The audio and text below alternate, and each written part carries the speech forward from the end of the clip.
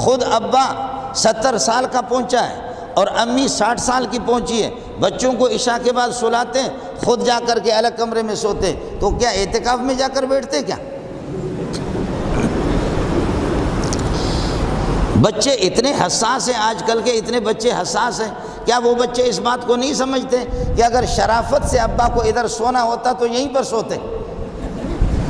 اور امی کو اگر گڑبڑ کرنی نہ ہوتی تو ادھر ہی سوتے نا؟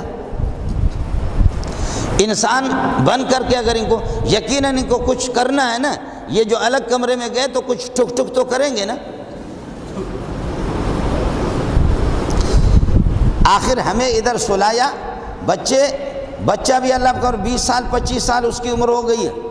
بچی کی بھی 30 سال عمر ہو گئی، اور بچے کی شادی نہیں کرا رہے، جب تک اپنے پاؤں پر کھڑے نہیں ہوں گے تو ہم اس کی شادی نہیں کرائیں۔ اور وہ الو کا پٹا 40 سال کے بعد جا کر کے اس کے پاس پراپرٹی آ جاتی ہے، جائیداد آ جاتی ہے، اب اپنے پاؤں پہ کھڑا ہے، تو اب پاؤں پہ کھڑا ہے تو اب تو مردانگی اس کی ختم ہوگی، بوڑھا ہو گیا۔ آج کل کے لوگ 40 سال میں تو بالکل بوڑھا ہو جاتے ہیں۔ قرآن یہ کہتا ہے وَأَنكِحُوا الْأَيَامَ مِنكُمْ، جو تم میں سے بے نکاح ہو ان کے نکاح کرا دو۔